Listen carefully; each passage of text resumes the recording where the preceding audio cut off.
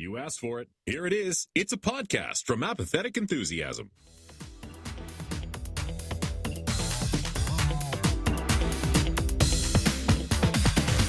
Coming to you live from You Are What You Do.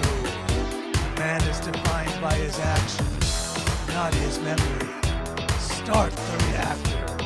Free Mars. Here on Interdimensional IRSS, the unofficial Rick and Morty podcast.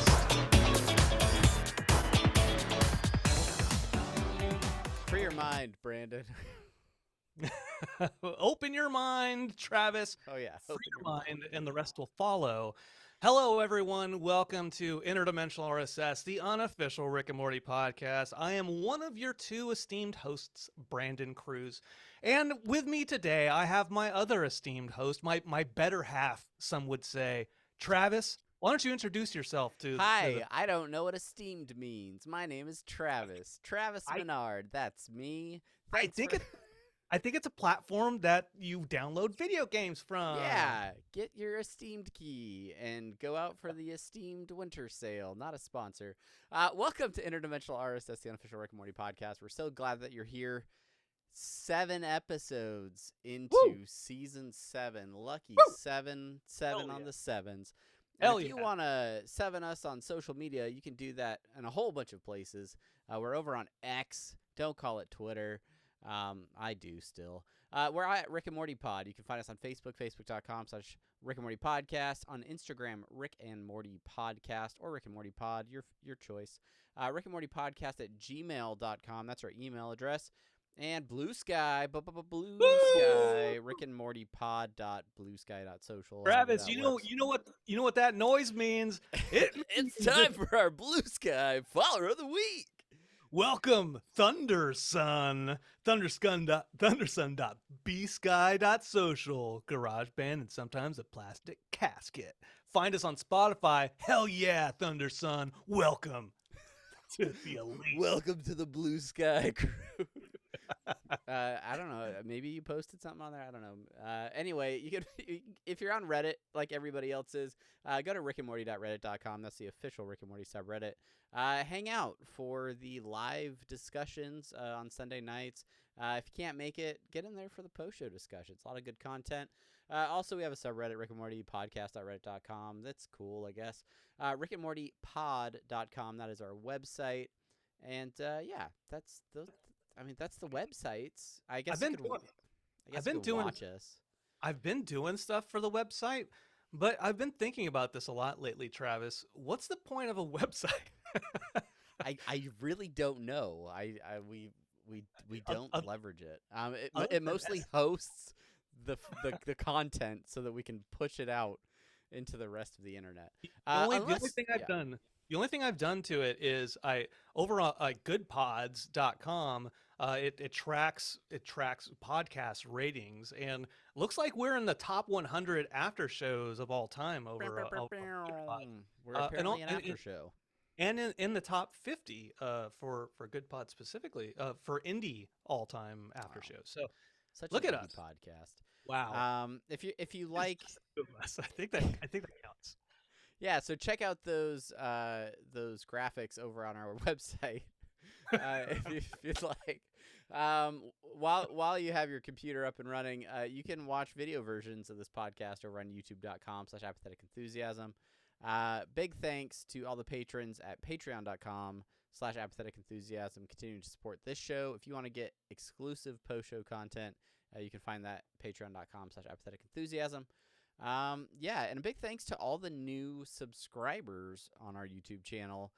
We mentioned last week that we were close to hitting a couple hundred subscribers, and then we got like 14 in like a week or something crazy. So thanks so much for joining us, and that's our social media stuff. Brandon, how you feeling? You look so dapper. Your shirt has a collar. I feel like, I don't know, you're so professional. I'm wearing an old Loot Crate Anatomy Park t-shirt. I want you to know something about that Anatomy Park shirt, Travis, before I talk about myself, because I talk about myself a lot. I want to talk about that shirt. And when I wore that shirt the other day, me specifically, at the supermarket, I don't want to talk about me. I want to talk about you first, about me wearing that shirt at the supermarket. And somebody said to me, "Hey, really like your shirt, man." And I said, "Thank you." And then they're like, "Yeah, that's really cool." And I did the devil horns. I said, "Rock on." Like, And you're like, please stop talking to me. I get nervous in informal social situations. no, I did the horns and I said, "Rock on." I'm like, man, that that's really dating myself. You're It's like, that, I'm that's definitely over 40 now. but other than that, All right, that's enough about yeah. us and our T-shirts. Let's get into this episode in a segment we like to call semi-pertinent news. Ba-dum dum go bow do go bow do go bow bow do bow bow do go bow go bow. All right, semi-pertinent news. Welcome everybody. The first little bit of semi-pertinent news. We it's a pretty short semi-pert section this week, but I saw this post over on the subreddit. It was somebody linking an article from November 8th, November 9th from Dan Harmon on Gizmodo. And he's talking about the fans reacting to the voices, and that's really what the post was about. But I read the article, and one particular part of it stood out to me.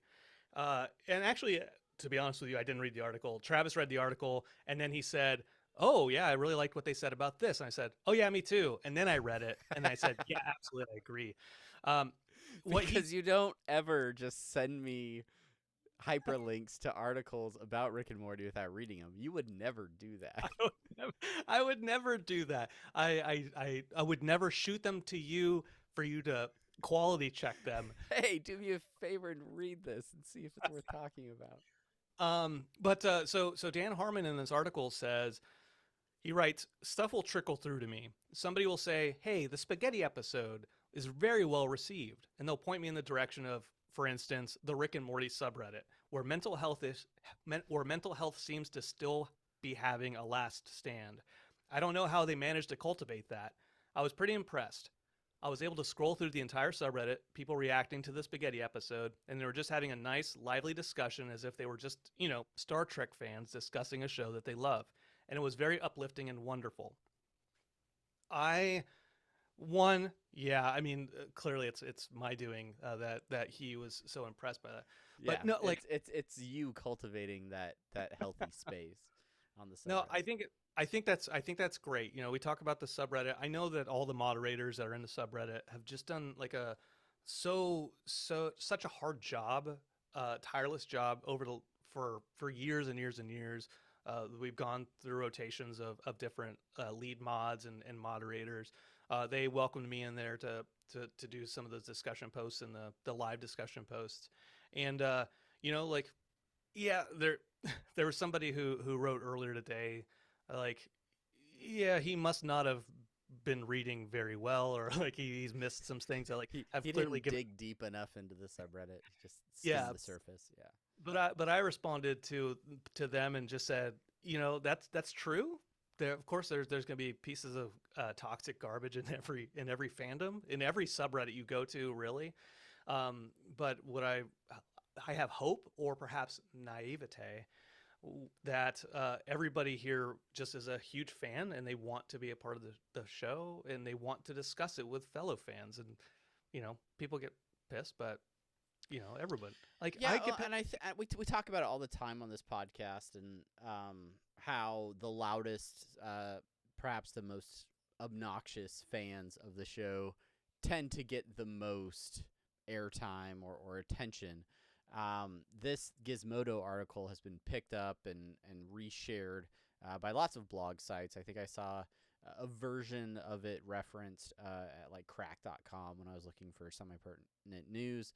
And they talk about this silent majority of fans that, especially when they talk about, the new voice artists, like, they like the voices. They think they sound good. They don't have an opinion, or at least a negative opinion, that they're sharing online.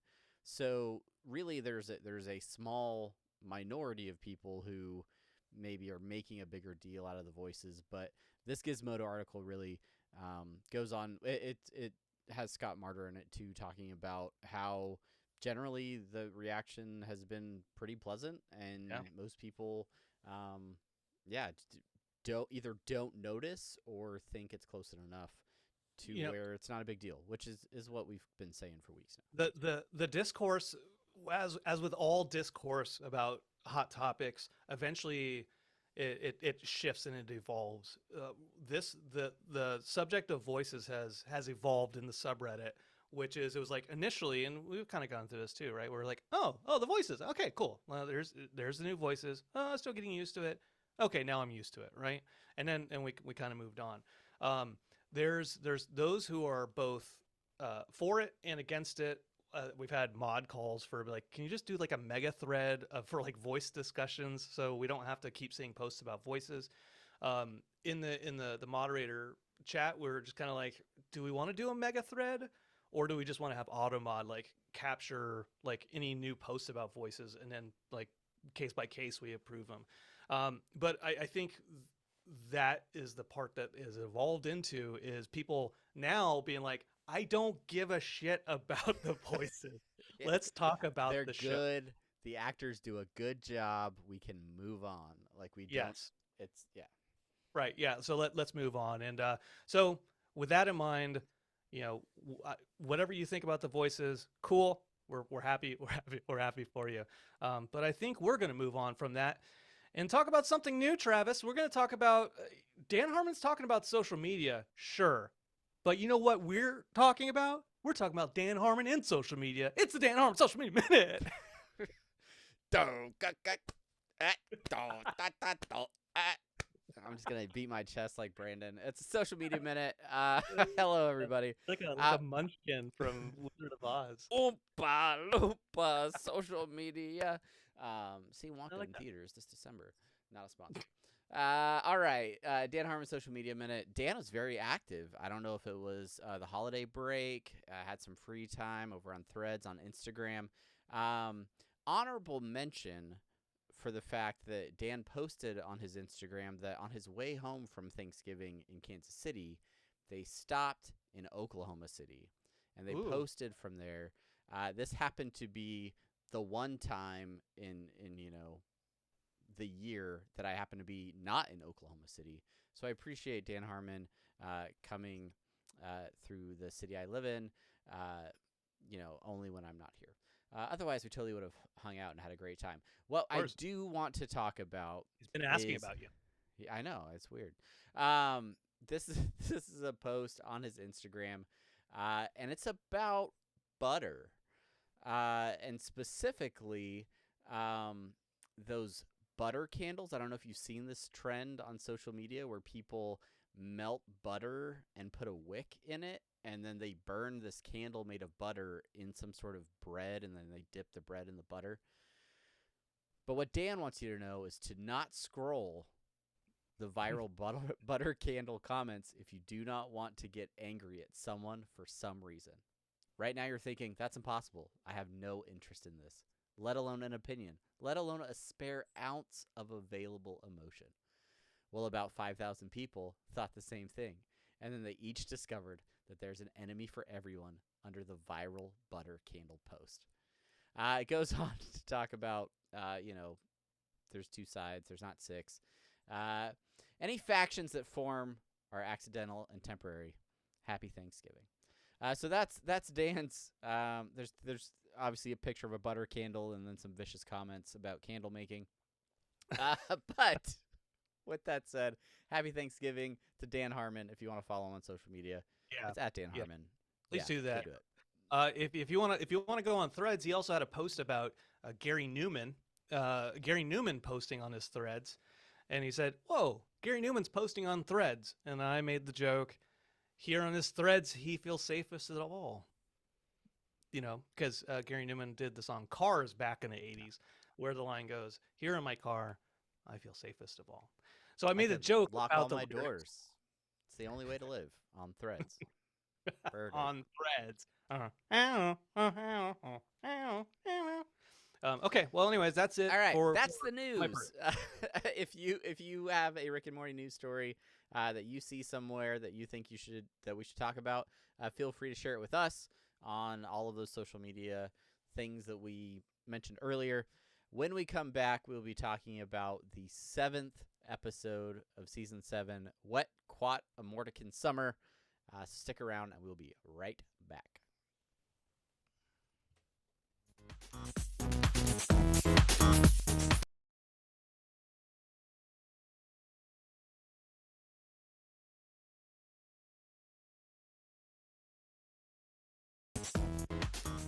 All right, everybody, you know what time it is. It is time for a little segment that we like to call The Main Thing.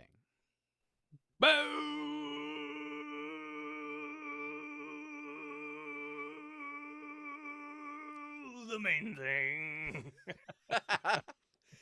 Short and simple. That's what we need. That's I don't know. Don't pass out. I will be 100% honest with you, Travis. I wouldn't do anything less than that. I did some modification for my sound thing this weekend, and so all of the music and the intro stuff like that, I'm not recording it on my end. So I'll have to put that in post. Post. So if you're listening to this, just know that I did all of the music that you've heard in post rather than live. What the hell is this? 2017? Jeez. We're backsliding here in this podcast. We're getting back to our roots. We should forget to record it and then record like the whole half of the episode over again like we used to. Yeah, well, actually, just to let you know, I wasn't recording you for about 6 or 7 minutes. So I'm going to use the backup recording that you always do. And so everybody, if you're listening to this, rewind it and then notice the difference in audio quality from the beginning to now. Okay. It's good to know that I record my audio every week and send it to you every week, and you only use it in the case of emergencies. Yep. Welcome to the behind the scenes. Let's talk about this episode. Wet Kuat Amortican Summer. Oh man, I'm gonna mess. Yeah, all I'll go ahead and take this. I already got your back. Yes, Wet Kuat Amortican Summer. Air date 11/26/2023. Written by Alex Song Shah, and I made sure that I went Googled to the pronunciation, didn't you? Sure So is. proud of you. Who says Brandon doesn't do prep for this? Who says that? Not you. No. This is their first credited episode, though they've worked as a story editor for all of season 7. So Right. good to have you on board, Alex. Directed by Kyung-hee Lim. She's been here for a long time as well. This is her 8th directing gig, the first being Childrick of Morton season 4. Wow. Okay. And we got guest stars Ryan Hansen and Glenn Powell. Travis, because I took the names, I will let you do the synopsis. High school, bruh. Rick and Summer hang out in this one. And our synopsis: open your mind and talk to your siblings, bruh. You gotta talk to your siblings. Yeah. I'm gonna let you know, Travis. I had some good conversations with my brothers this Thanksgiving weekend. 2 brothers? 2 brothers. My mom was mad at me and my younger brother, but she didn't want to say she was mad at me. So my older brother talked to her, and then he found out the true story. But then he didn't tell us the true story, even though we asked him. And then he's like, "You should go see your mom for Thanksgiving." And then we're like, "We knew it. We knew she was mad at us." And he was like, "Well, I gave you a hint." I'm like, "No, that's bullshit. Just talk to us, man." And he's like, "Okay, I'll talk to you next time."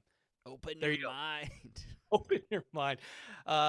All right, so yeah, let's go ahead and talk about this episode, though, not my family woes. Thanksgiving drama. That's what we do. The post show for. Available at patreon.com/apathetic enthusiasm.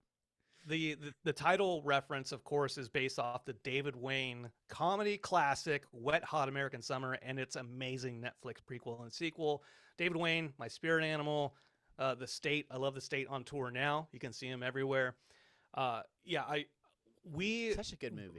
So good. I'm glad I got the reference. It's such a good movie. And we, going back to the beginning of the season when we got these episode titles, we were like, Wet Hot American Summer, like, what is that Kuat? We know, like, we know there's Morty in there. There's a Summer in there. Okay, but what is the Kuat? It's like a kumquat or like what? I don't know if we said Quado. I doubt it. I know that's not a reference I would have pulled immediately. Oh yeah. Like I think we went on Google and we're like Kuat, and there's like maybe like a state or like a country or something. But we didn't know what it was. Well, turns out it is very much a Quado themed episode. They throw us off with a little bit of attribute sliding there for a little bit, but then go into Morty becomes Summer's Quado. As alluded in the Pronopsis and our synopsis and my Thanksgiving woes, one of the major themes that obviously we want to discuss here is sibling relationships. So, Travis, why don't you take this away? I've already done enough intro. Yeah, well, no, I think it's interesting. There are a lot of weird and also just really normal relationship dynamics in the Smith family, and most of it's focused around Rick and Morty's relationship. Jerry and Beth's relationship has gotten a lot of play over the course of the show. We have had several episodes where Morty and Summer are interacting, or you go all the way back to the first Unity episode, and Rick goes off with Unity, and Summer and Morty are left to kind of figure out things on their own. But once again, we're kind of revisiting what that relationship is like for them, and how Summer as an older sibling has to deal with the fact that Morty is kind of like the preferred sibling with Rick, and how her relationship with Rick is very different. She just wants different things, and she has to deal with having that younger sibling that just kind of wants to take advantage of everything, right? So the first thing that I was kind of curious about, and for me, I have a younger sibling, but you have an older and a younger sibling. So like do you, like, I have this perspective as an older sibling. Like I feel like there is that sense of responsibility for my younger sister, and I don't always, like, I felt like I've had to sacrifice things that she got, like, later or whatever. I don't know. What do you think is it harder being an older sibling? Is it harder being younger, or is it different if you're just like the middle kid? From my perspective, my scientific and not at all just my own personal opinion perspective. What is that word for that? Anecdotal evidence. Not at all anecdotal evidence. My perspective is the youngest has it easiest because they're my older brother 5 years, younger brother is 10 years younger than me, so 15 total difference between the oldest and the youngest. The youngest I left when I was 18, and like he had it easy. I say have it easy, right? But it's all relative. It's all relative to our life experiences and stuff like that. He didn't have his brothers, and he was like, he had my mom and my dad, and so I think my mom, knowing that my brother, me and Tim, my older brother, left, it was like, okay, empty nest is going to kick in eventually. I want to hold on to this experience as long as I can, and so. Yeah, so I think he had it easier. My older brother, I do think that there is a different expectation on the oldest sibling, because they're like the, in his case, he's the patriarch of the brothers. He is the wise one, and like when my parents die, then he's going to be the one who's executing the will, right? And like, and it's my parents are like, it's not because we trust any one of you more than the other. It's because he's the oldest, right? Yeah. And I there is that little bit of rivalry where Tim is like, oh, Brandon got treated this way, and Brett got treated this way, and why didn't I get treated like that? And from a parent perspective, I think that's because their first kid, you're like, I am going back to season 1, parents are just kids having kids. We don't know what the fuck we're doing, and Yeah. we're learning as we go. And sometimes we're harder on the oldest one because we want them to turn out right. We want them to turn out the best, and we put more pressure on them. Same thing with Chelsea's older sister. I think they put more pressure on her as the oldest. Yeah, and I think there's a little bit of that, like, as the older one, especially in the stress of parenthood. Welcome to Interdimensional RSS, our parenting podcast.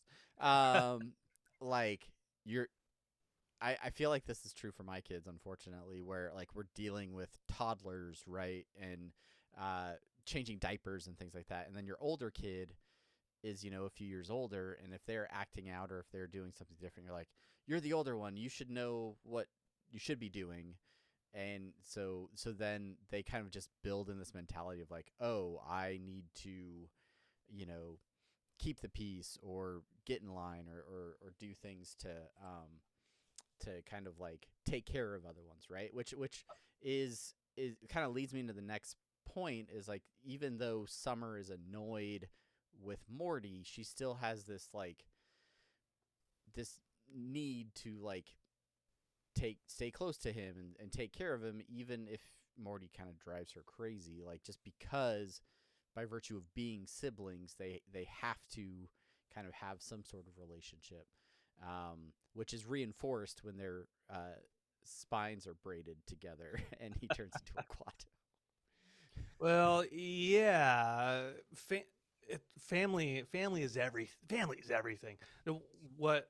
The thing about that, I have a little bit different perspective from me and my younger brother, because he was the baby and I wanted to be there for him, and I kind of felt bad when I left for the Air Force, because he was only 8 years old, and so like he felt like, why did Brandon leave me, right?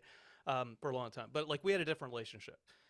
My older brother, I was the baby, and so him and my uncle, they're 5 years older than me. My uncle is 6 years older than me.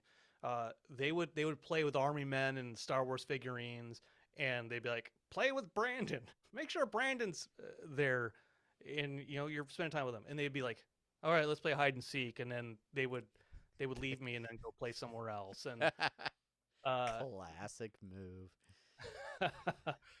When Tim was 17, my mom was like, if you're gonna go hang out with your girlfriend, you got to take Brandon too.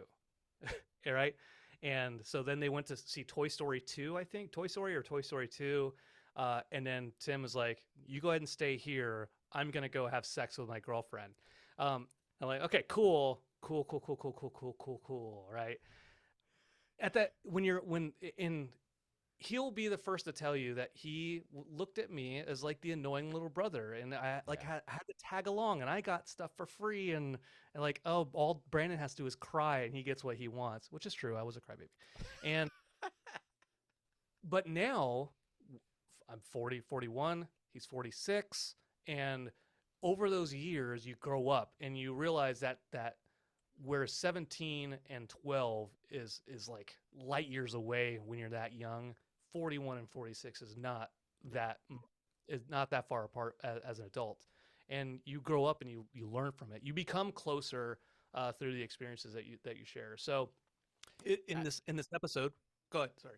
Well, no, I was just gonna say, like, that kind of leads into that next point that I had, where like Summer, as the older sibling, she's annoyed with Morty. Now she has Morty fused to her, and she's trying to create distance, even though Morty's literally attached to her. She is not focused on Morty. She wants to go and experience things for herself. So she blows off the chores. She looks at her targeted ads. She goes to this club where Quatos are, the VIPs. And throughout this whole process, she's so focused on everything else that she doesn't do the one thing that Morty keeps saying over and over again, which is open your mind, right? To the point where when Rick finally catches up with them and Morty is taken, he's like, you don't have a psychic link? Why don't you have a psychic link? Like, that's their whole deal. And it's when she's willing to open her mind and open herself up to Morty that they end up starting to work together and develop a more positive relationship by the end of the episode. So like you're saying with your brothers, right? Like he wanted to separate, Tim wanted to get away. Now, the minds have been opened a little bit more. Well, that's a thing. I was forced to hang out with my brother. My brother was forced to hang out with me all throughout them being kids, us being kids. We were fused together. We shared bunk beds as kids, right? Like he threw a lock at my face. He didn't mean to throw it at my face, but it did chip my tooth. I had to get a cap and everything. It was hell. But he eventually, right, that closeness, that close-knitness, I went to Arkansas, he went to Arizona. There was distance there. And in that distance, we were able to open our minds and be like, oh, like we really do care about each other and we do love each other. And I think that's what happens here, right? Is Summer realizes, no, he's not just a burden on me. He's not like he's a cool kid, and I love him. He's my brother. I'm gonna go get him from that Taken house. Damn it. Yeah. Literally just called Taken house. And she's so damn adamant and such a badass. And I think we'll talk about this more in the doing a Taken. But the one the other aspect of this, we're talking about siblings. I already kind of mentioned our parents, but we see that Summer obviously has a different relationship with Rick than he does with Morty. Yeah. A more transactional relationship where it's like, absolutely, I have to work for adventures.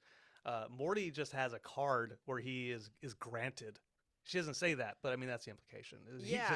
I think it's interesting because, and this kind of flashes back to last week's episode where Morty has his, I mean they're I don't know if they're implants or something like that, right? But Morty gets punched and he turns into a boat, right? Like Morty doesn't ask for that. Like Rick just does that to Morty. In a different way, Summer wants cool sci-fi gadgets. She wants accessories. She got Wolverine claws, right? She had a whole vending machine where she can spend her Rick tokens or whatever. But she has to work for it. And this episode opens with her doing a bunch of chores that are like the aftermath of the adventures that we don't get to see, right? We don't see who cleans up after Rick's messes. Turns out a lot of the times it's Summer, but she gets compensated for that. And so Morty kind of tags along. He always has to like go with Rick on certain adventures, and he doesn't necessarily like get things unless they're mega seeds that he has to shove up through customs or whatever. But like it is a very different relationship where, like you said, transactional with Summer, and then Morty's more of just the partner in crime that isn't really necessarily respected in the same way, but gets kind of like a free pass and doesn't always have to do things to get Rick's attention. Yeah. And Rick uses a comparison of cats and dogs, where dogs just, you feed them, you pet them, and they love you unconditionally. Whereas cats, if they grew like 5 times their size, they would kill you instantly. Yeah. That's what big cats do. Like we have evidence of that. That's what big cats do. Even wolves will be like, well, he fed me. I guess I'm friends with him. Guess we're cool. But the comparison of cats to dogs, I think it's important to point out there that even though cats and dogs are different, the way they love you is different. They still love you, and you still love them, the animals that you take care of, and that you will, if you have a dog, if you have a cat, you're going to take care of that thing. You should, or I'll call the ASPCA.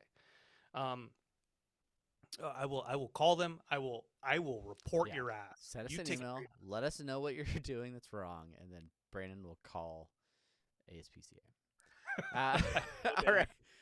But the last thing on this point is in that conversation, Rick tells Summer that she reminds him of her grandmother, reminds him of Diane, and that he respects her more than Morty, really. And so I don't know that that necessarily is like going to heal that relationship in the way that it works, but it explains a little bit of why Rick doesn't just assume Summer's available to go on adventures, doesn't just assume that he can just take Summer at any point in time like he does with Morty. He respects her more, and yeah. And we've talked about this. If you've watched the show, if you're a fan of the show, which we assume you are if you're listening to this podcast, unless you're Ryan McGovern, is that you will know that you've seen Summer be treated differently by Rick throughout the years. The first Morty's Mind Blower episode, where she's coming in to clean stuff up, we've made that comment, we've made that observation, and what I like is that they actually put that out there and turn the subtext into actual text for us to consume. Yeah, that's all. Go over to Taken. All right, our last theme of this episode is Taken. They do a Taken. So I guess I've never thought of it as doing a Taken, but that's how they talk about it. Obviously, Morty gets kidnapped and sold on the black market, and are they doing a Taken at your house right now, Brandon? I think you hear a bunch of like crashes and pounding. I hope everything's okay in my house. The kid would have knocked on my door by now, or not. Or not. Either way, you have a very particular set of skills. So,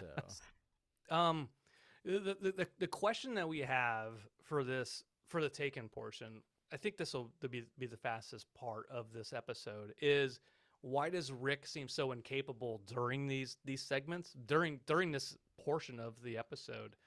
And I mean, why?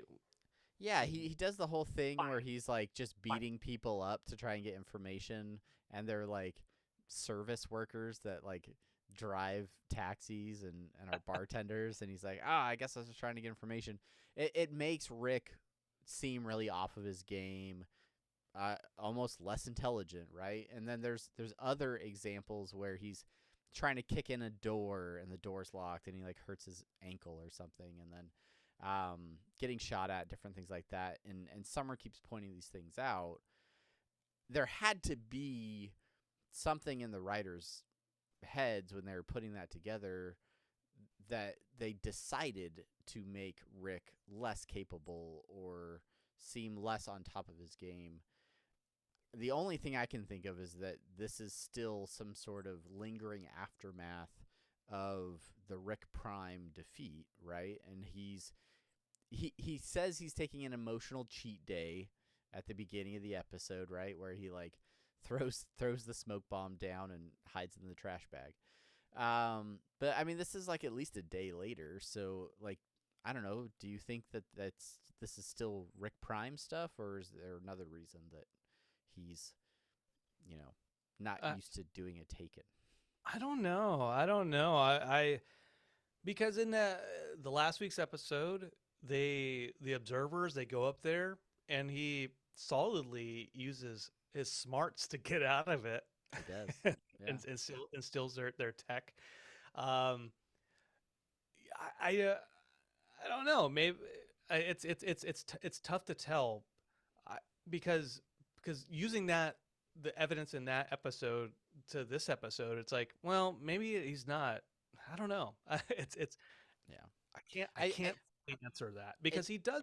He says he has a line. Even when I'm bad, I'm good. Everybody has off days. Maybe that's it. This is true. He hasn't done it. here's what I took from the Taken stuff is that he hasn't done a Taken in so long that he's out of practice doing a Taken. And Okay. so because he's out of practice, that's why he wants to kick the door down. Or maybe it's so beneath him that he can like figure it out in an instant, right? Or like last week he found Morty on a deserted island just using a portal. He can find Morty easily. Yeah. He just chooses not to. So he has that line where he's like, "I save Morty like 7 times a season," which I love the way that they write that. But yeah, I mean that could be a thing. One thing that I would be interested to look for in the remaining 3 episodes that we have this season is, will there be more evidence of Rick not living up to his Rickness? Will there be additional examples in the upcoming episodes where he is still off of his game? And what does that mean for the future of the show or for this sort of character arc as he deals with the loss of his nemesis and this journey of finding new purpose and things like that? I don't know. We'll see. Maybe it's a one and done, but interesting to see if that's something that they continue working into the rest of the season. But you know, he did shake off that Quado into the water eventually. Eventually, when he took motion blurring off or whatever. Whatever. Yeah. Yeah. All right. Well, I mean, with that's a good, interestingly enough, good segue into some of our favorite bits. Travis, you know I love calling out a segue. Let's talk about some of our favorite bits. Okay, first one is when Summer is doing chores, right? And I like all of the chores that she's doing, right? She's sorting amulets and washing the spaceship. But there's a very brief moment where the Mind Blowers room with all the different memories and stuff is she walks in there with like a broom and a dustpan, and she just gives a sigh like, ugh. And the first time I watched it, I was like, oh, okay, she just has to like clean this room. But then I thought about like that room specifically, and I thought back to the Mind Blowers episode where like they referred to it as doing a Mind Blowers again, right? Like this is a thing that they do more than once, and they get into a point where they have to completely wipe their memories and reset their brains, and it leaves the room all messy.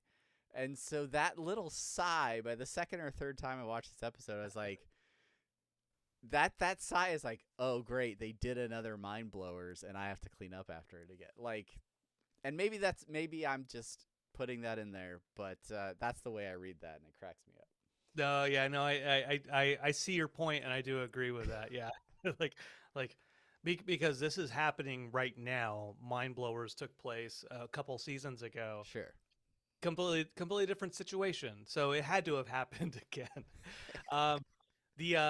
I like the attribute slider concept, burrowing into the bone marrow to give charisma, Riz, as some kids call it, as the kids are calling it these days. Strength, dexterity. I really like that, and I like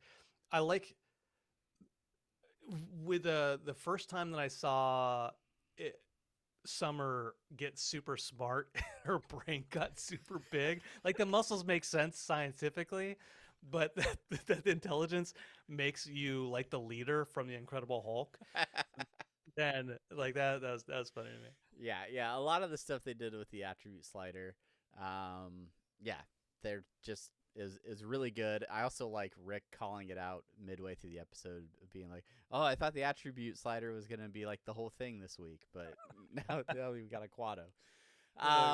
Of course, Summer wants that attribute slider so she can go to the Frolf party, which was just so rich with content and things like posters in the background that said "May the course be with you." Different ultimate frisbee type references and things like that. That just a lot of the stuff from that sequence is great. I love that they, because I always called it frisbee. I always said frisbee golf as a kid. And like, no, frisbee is. Here's the thing about frisbee, right? It's a trademark. So you can't say frisbee golf. So it's disc golf, okay?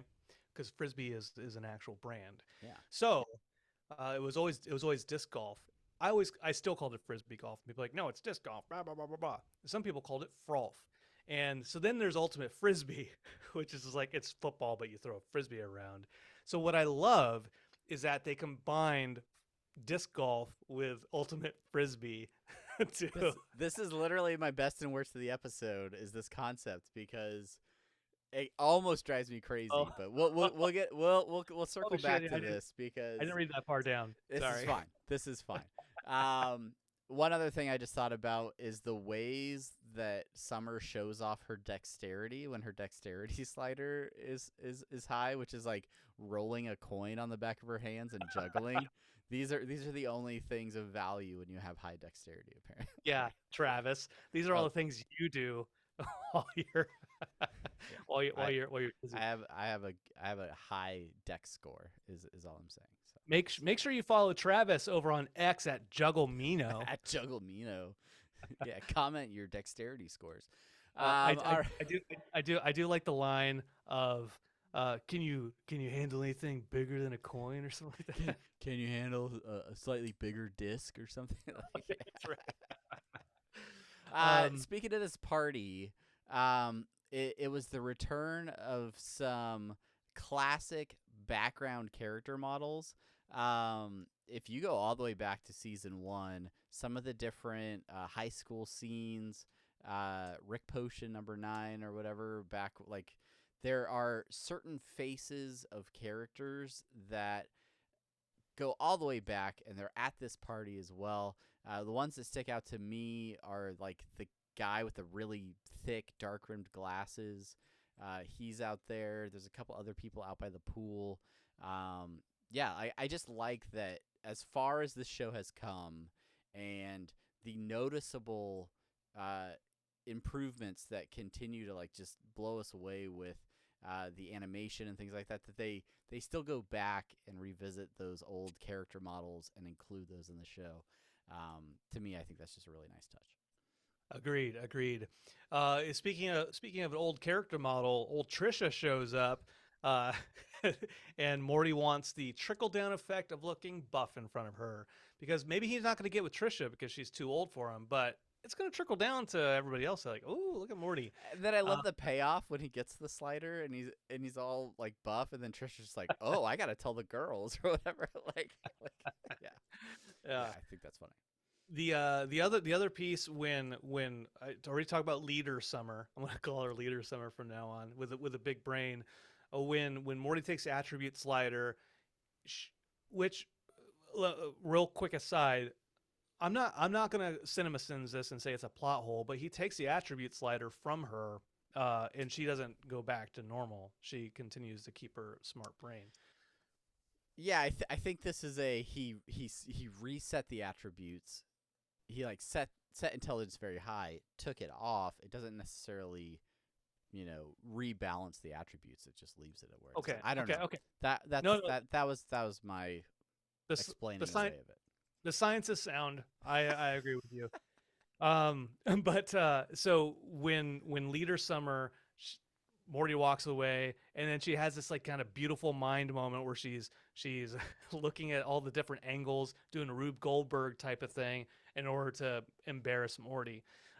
Somebody in the subreddit mentioned that this was kind of like the thinking woman meme a little bit. Oh yeah, I can totally see that. Yeah. And there are actually a couple other like meme-esque things throughout the episode. The other one being when Summer is looking at her phone and it's like before and then after, like how it started, how it's going, type thing. Yeah.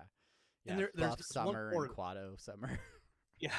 There's one or two more meme references. They elude me now, but they're out there. Yeah. But, a lot of like social media references and content in this episode with the stories and stuff as she's swiping through her phone and things like that. Yeah. Semi-pert. Obviously, one of the biggest lines from the episode, open your mind. Just on repeat throughout the whole episode. So real quick story about this. We get screeners before the episode airs, and so we've been watching it ahead of time just to get that initial view, maybe get another couple views, and then we watch again Sunday night. So Sunday night happens last night, and I'd watched it a couple times, and Chelsea says to me, the new Morty voice, like it seems a little bit higher. Like sometimes I don't know about it. I'm like, oh, just wait for this episode. You just wait.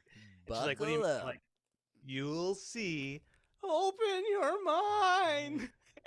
and she loved it. She's cracking up. As a Total Recall 1990 fan, such as I love the open your mind stuff. On top of the open your mind bit, like it was overdone for a while, and then the part that got me with the open your mind was when Morty's like, open your mind, and they're in the club, and the one person's like, well, what was that?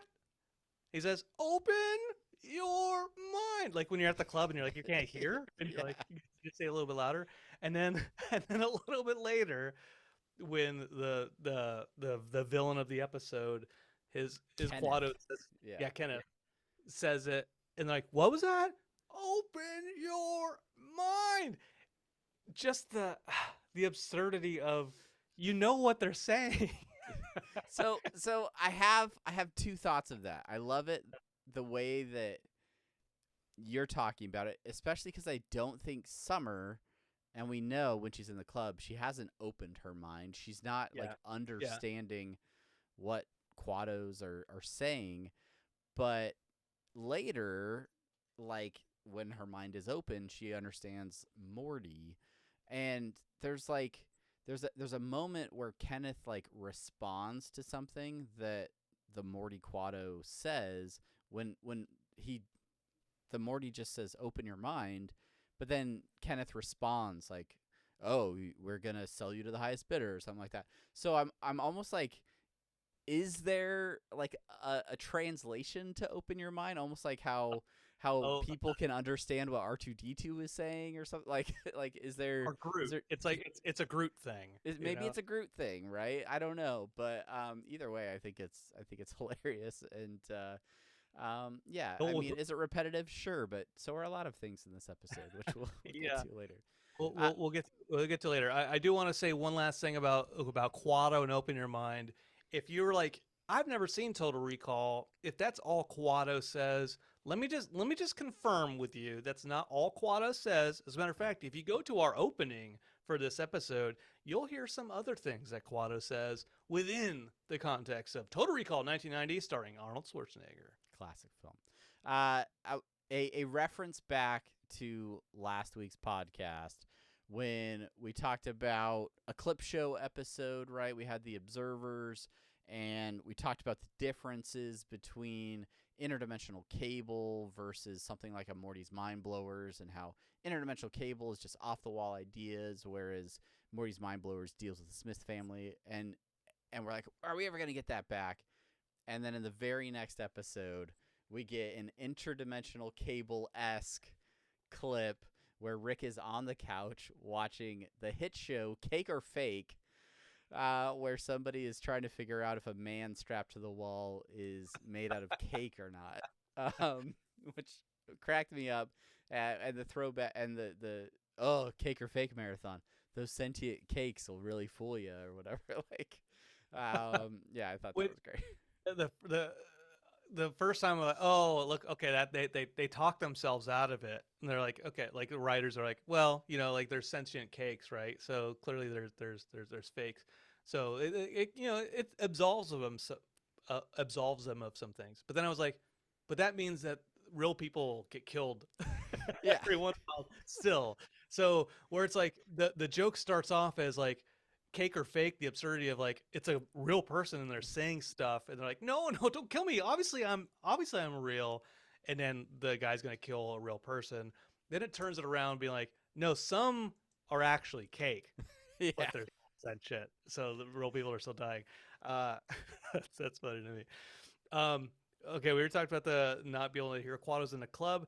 The various ponytail enhancements that Summer had, I thought were funny. I don't appreciate Grandpa enough or something. Yeah, like I think that was the passcode or something to get it to unlock the lock, and then Go gadget ponytail. yeah. I thought that was interesting. Leave it to Rick to always throw in a few enhancements that even the owners aren't aware of. I think that's Hold on fun. a sec. My hair's killing somebody. The gag with the fake temple with a high pitched noisemaker in it. Yeah. For the psychic warfare. Yeah. Such a throwaway gag, but it makes me chuckle every time. There's two references in this episode that I really like. They didn't do it on the nose. They didn't call it out explicitly, but that's clearly a reference to Scanners, the Cronenberg movie with the high pitched squeal and everything. So I really like that gag. Another one of my favorite bits. It's subtle.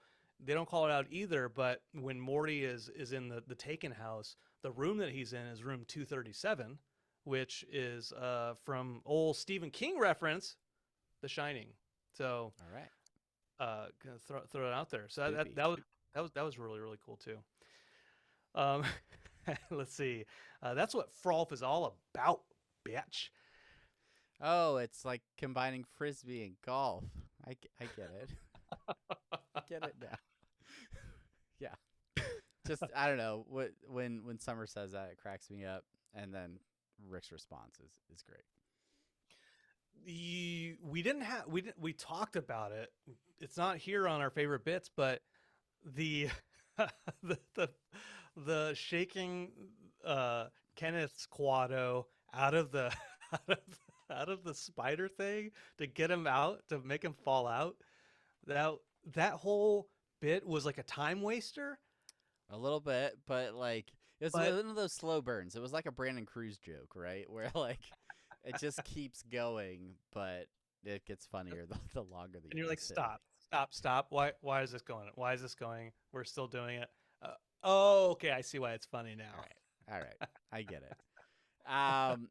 There's that like weird like robot cybernetic like nurse thing on the yacht that's trying to sedate Morty. And he's like, he gets bit, and then he gets bit again. He's like, "Oh, bite me twice, shame on me." And then Morty injects him with the sedative, and he's like, "Oh, inject me once," and then he passes out. That made me laugh. Yeah. All right. Let's move on to the best and worst parts, Travis. We talk about our favorite bits. Favorite bits are easy, because they're our favorite bits. But what are the best and worst parts of an episode? That's a real difficult challenge for you. Let's go ahead and start.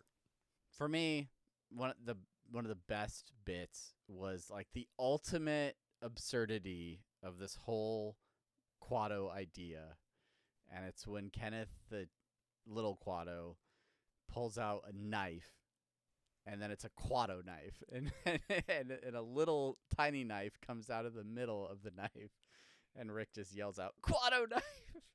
I don't know. It's so dumb, but it cracks me up. Quado knife. Yeah. although the gag, I wasn't a huge fan of the gag. His reaction made the joke funnier to me. That's what gets me. We did talk about worst parts. We talked about worst parts. We alluded to it already, Travis. Okay. Get into it. All right. And you can go out on the subreddit. You can public opinion. It's fair game. Am I gonna call this episode my favorite of season 7? It's No. not. It's not, right? I did feel like the Quado references kind of like were going too far, and I think they made a point of being like, all right, we get it. We've overdone this by having the Quado have a Quado, and then that Quado have a Quado, and like, is that 3? Is that 4? Like, I'm losing count now, right? At that point I was just like, okay, like I get it. Like I have so much more to show you. Like, okay. And I don't know for this to be the case or not. Like the Quado reference with Rick Prime having a Quado, that happening in episode 5, like, was so out of left field, it cracked me up.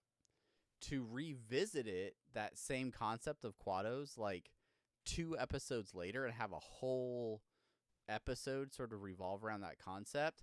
For me, I was like, I feel like we just did this, even though it was momentary in the episode 5 with Rick Prime. I almost wonder if the original plan for these was to show this episode first. And I think that joke would have landed way better if this episode had happened before Rick Prime was if you had a whole episode with Quados and you introduce Quados and all this stuff, and it's like, okay, we get it, there's all these Quados, and then to randomly have Rick Prime have a Quado for just a moment as a callback to this episode, I love that idea. So my personal lore, my personal hope is that was an intention that maybe just didn't plan or work out with the course of getting the episodes out. But yeah, I was like, okay, the Quado stuff, like, I get it. It's funny, but it was almost overdone for me. Yeah, I agree with you. I almost wonder if it was supposed to be if the Rick Prime stuff was supposed to be later, and that this episode was an introduction as like a gag to that later. If this episode didn't exist and the Rick Prime episode still happened, awesome. And then maybe like season 8, the Quado stuff happens. Like, okay, like there's like enough of a distance there in time to be like, okay, it's out of our memory. But in the subreddit during the live episode discussion for Unrick Morton, like people are like Quado, right? And there was like discussions about Quado, and so like it took a little bit of the edge away, I think, the comedy edge. But all in all, I still like Quados because I love Total Recall. But a lot of people have not seen Total Recall. But if you go to the subreddit, there are so many open your mind gifs out there. They abound. All right, last thing. Is this a worse part for me? I don't know. Did it cause me to think about it longer than I should have? Yes. That is, of course, the Ultimate Frisbee Frolf disc golf crossover.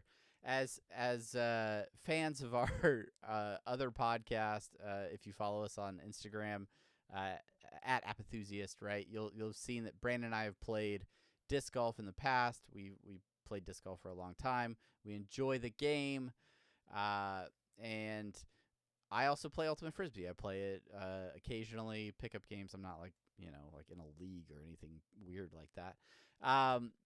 But like, I was like, these are 2 very different games and very different sports. So like, to have the sequence at the end where it's like Ultimate Frisbee, but there's like a hole and Spider Morty's having to like throw it in, and they're like, nice par. And so I was just like, all right, this is just absurdist at this point.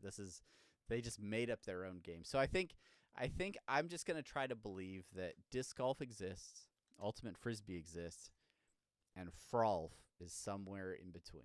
I think it's this different game. Frolf is somewhere in between. It's not the same thing, Travis. So you gotta separate yourself. Are there official rules for Frolf online? There probably are, but I don't want to get too deep into that. I'm just looking stuff up for the post game or the post show. Instead, what I'd rather get into, Travis, is the end of this portion of the podcast. What I want to do is say, whatever thoughts you all have about this episode. Did you love it? Did you like it? Did you not like it? Like, where are you with this episode? We'd love to hear it. Shoot that out to us on any of our social media, including Blue Sky. You can send us to on Blue Sky as well, or our email, and we'd love to hear it. And we'd love to read it on a section that we like to call listener suggestions and short outs. The first listener suggestion we have and short out we have is Zachmo talking about our Discord. That's right. after the episode last night, screaming, "Open your mind!" And then I posted a gift of Quado saying, "Open your mind." Asked them what they thought. Oh God, it's so horrifying. Can I not ever watch that movie? Uh, but they all but then they write, I did say no, you have to. That's the grossest part of the movie. It's fine. It's a Yeah. great movie. If you Start haven't the seen the original Total Recall, Start the like, reactor. do it. See you at the party, Richter. Um, but they also write, I think this episode will be classified as this season's stupid episode. It was good, but a little on the nose. What do you think about that comment, Travis? I'm with it. Yeah, I think I do not think this was a bad episode per se, but I think it is sort of like the silly or stupid episode, right? Where they take a really goofy concept and just run with it, and they flirt with it at the beginning, and then by the end, it's like quados on quados on quados, hats on hats on hats. I just want to throw this out there. I just had a realization because I was about to reference Summer doing a Die Hard. So she's done a Die Hard now. Now she's done a Taken. Yeah, yeah. Right. She's gonna do all the action movies in 100 years of Rick and Morty. It's gonna happen. Then she's gonna do The Gray. Then she's gonna do Mission Impossible. Yeah. No, I don't disagree with Zachmo at all. I think that if this is this season's, quote unquote stupid episode or silly episode, then that's pretty good because Yeah. I laughed a good amount. I think previous seasons, stupid episodes were lower quality than this one. So if this is the worst episode of the season, then this is a pretty damn good season. We only have 3 episodes left. We got a sneak peek at an episode at Comic-Con that still hasn't aired this season that I'm still very excited for. So one of the 3 is coming up, and then we'll still have a finale and potentially like a penultimate episode that usually the last couple episodes of Rick and Morty season, they're either setting something up or they're, resolving something huge. So there's a lot of potential for these next 3 episodes, which makes me think that overall season 7 has been very strong in just the things that they've done, the places they've taken these characters. Yeah, and I think the fan reaction is the same online, where I've heard from a lot of people that they think this season is really great. Yep. Yeah, for sure. Let's see. Couple other things. We actually have a comment over there on Threads, Travis. We do. We have a comment Believe from it or Threads. not. They're like, where are you guys? Joel from Earth C137 asks, "Why are you guys still on X? Why not start posting here?" I responded at like, That's a great question, Brandon. Why are we still on X? I responded at 3:35 a.m. and I write, "Good question. At 3:35 a.m., I don't have a well-defined, coherent answer to it. Something Z's. I'm awake." So yeah, thanks Joel for your comment and post. I don't know why we're still on X. It's The reality is because I don't really use Twitter at all. Brandon was mostly on Twitter, and he just hasn't switched yet. So Travis started on Twitter. He convinced me to show up. Then I went on Twitter, and he disappeared. yeah, It's clear. yeah. I'm and now it's X, right? yeah. X marks the It's not going to be around too long. Don't worry. Anyway, let's move to YouTube. We got a comment on last week's episode from the T Pro 83. They said, "Something I appreciated so much about this episode was that they showed Jessica.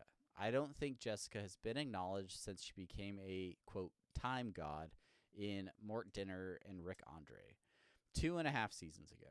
She's a good character. I hope for Morty's sake she comes back around in a storyline at some point." I agree. I think Jessica is the go-to love interest for Morty in terms of Yeah. of high school scenarios. It's interesting in that episode, right, where it is clips and the observers could kind of pick stuff out from any point in a timeline. We don't know when that sequence with the different guns actually happened, Good so point. that could have happened before Jessica became a time god. But I'm with you, T Pro. Yeah, bring back Jessica. Yeah, I don't know how they do that canonically, or if that's some, or if they just kind of like, kind of wave their hand and say, yeah, no, Jessica's back. She's a teenager, or she's a time god, and she's gone forever. I don't know. Yeah, we'll see. That's an awesome point about the observers and where they're pulling their data from. Yeah. Excellent point. I didn't think about that. I do have a shout out on Blue Sky. I know. I've got a shout out. Why are you still on X and Threads when Blue Sky's out there? Philip Marks, who is the one who gave us the invite code to Blue Sky, writes, "Your B Sky short outs continue to make me smile. Laughy face, Shaka." Hey, Philip, thank you, man. Appreciate you for giving us our latest segment, the Blue Sky shout outs of the week. What one last shout out that I have, and this was brought. Oh, do you have another one? After you're done. Okay, my last shout out. This was brought to my attention by Brandon as he was doing some research and some behind the scenes work on our platform. But apparently, we are listed as an after show in podcast categories. And was this last week, Brandon, that we were in the UK? What, the number 8? Yeah, number 7. Number 7, number 8 ranked podcast after show in the UK. That's amazing. So I want to say thank you to all of our UK listeners for listening to the show, and we're so glad that you enjoy it. Sorry for all the American references. And if you are listening from outside the United States, whether that's UK or anywhere else, we'd love to hear from you. We'd love to hear your thoughts on the show, things that you like about Rick and Morty, things like that. Send us an email, hit us up on any of those social media platforms. Yeah, and thank you so much for listening. We appreciate you. Yes.